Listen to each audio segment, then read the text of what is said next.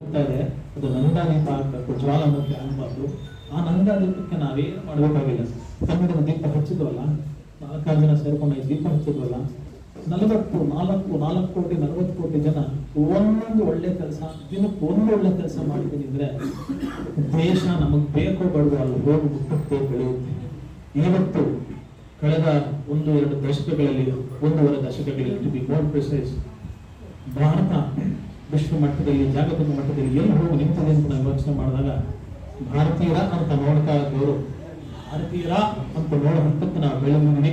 ಆಗಲೂ ಇತ್ತು ಕೆಲವೊಂದಷ್ಟೇ ಆ ಮನ್ನಣೆ ಇರ್ತಾ ಇತ್ತು. ಇವತ್ತು ಅನೇಕರು ಆ ಮನ್ನಣೆಯನ್ನ ಪಡ್ಕೊಳ್ತಕ್ಕಂತಹ, ಸಿದ್ಧಿ ಮಾಡ್ಕೊಳ್ತಕ್ಕಂತಹ, ಸಾಧನೆ ಮಾಡ್ಕೊಳ್ತಕ್ಕಂತಹ ಕೈಂಕರ್ಯಕ್ಕೆ ನಮ್ಮ ಭಾರತೀಯ ತಾಯಿ ಭರತ ಮಾತೆ, ಅರ್ಥಾತ್ ನಮ್ಮೆಲ್ಲ ತಾಯಿಯರು. ಒಂದು ತಾಯಿ ಇಲ್ಲಾಂದ್ರೆ ಪುರುಷನ ಜನನ ಮೇಲೆ ಅನೇಕ ಸಂದರ್ಭದಲ್ಲಿ ಮಹಿಳಾ ಸಮಾನತೆ ಅಂತ ನಾನು ವಿರೋಧಿಸ್ತಾ ಇದ್ದೆ. ಅಂದ್ರೆ ಮಹಿಳಾ ಸಮಾನತೆಗೆ ವಿರೋಧಿನ ಖಂಡಿತ ಸಮಾನಗಳಲ್ಲ. ಹಾಗಾದ್ರೆ ಉತ್ಕೃಷ್ಟ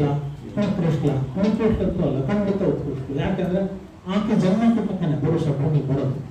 ಸೊ ಭರತ ಮಾತೆ ನಮ್ಗೆ ಇಷ್ಟೆಲ್ಲ ಜನಸಾಗರಕ್ಕೆ, ಜನಸಮೂಹಕ್ಕೆ, ಜನಸ್ತೋಮಕ್ಕೆ ಜನ್ಮವನ್ನು ಕೊಟ್ಟಿದ್ದಾಗ ಅಂದ್ರೆ ತಾಯಿಯ ಋಣ ನಾವು ಕಾಪಾಡಿಕೊಳ್ಬೇಕು ಅನ್ನೋದು ಫಸ್ಟ್.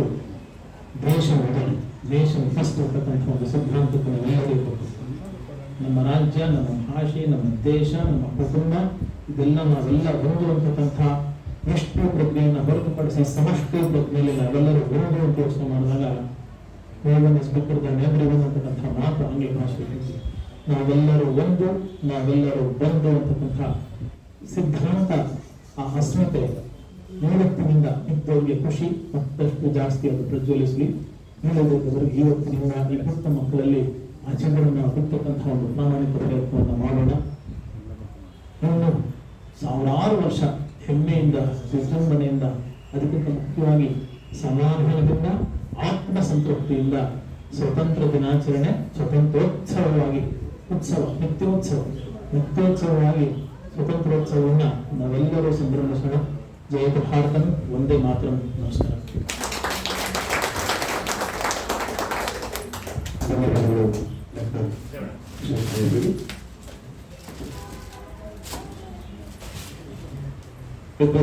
ಧನ್ಯವಾದಗಳು, ಅಭಿನಂದನೆಗಳು.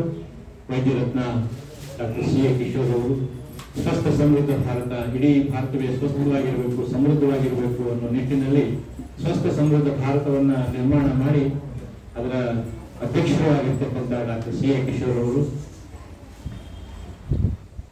ಅದ್ಭುತವಾದಂಥ ಪ್ರತಿಭೆ, ಅದ್ಭುತವಾದಂಥ ಸಾಧನೆ ನಮ್ಮ ಡಾಕ್ಟರ್ ಸಿ ಎ ಕಿಶೋರ್ ಅವರು ತಮ್ಮ 1-2 ಮಾತುಗಳನ್ನು ನಮ್ಮ ಎಲ್ಲ ಓದುಗ ಬರೆದುಗಳಿಗೆ ತಿಳಿಯಪಡಿಸಿದ್ದಾರೆ. ಅವರಿಗೆ ಮತ್ತೊಮ್ಮೆ ನಿಮ್ಮೆಲ್ಲರ ಜೋರಾದ ಚಪ್ಪಾಳೆಯೊಂದಿಗೆ ಧನ್ಯವಾದಗಳು, ಅಭಿನಂದನೆಗಳನ್ನು ಸಲ್ಲಿಸ್ತಾ ಈ ಕಾರ್ಯಕ್ರಮಕ್ಕೆ ನಾನು ಆಗ್ಲೇ ಹೇಳಿದೆ ಅಲ್ಲ, ನಿಮ್ಗೆ 82 ವರ್ಷದ ಮಗುವಿನ ವಿಷಯ ಹೇಳಿದೆ ಅಲ್ಲ. ಆ 82 ವರ್ಷದ ಮಗುವಿನ ಆಶಯ ಅಭಿಲಾಷೆಗಳನ್ನ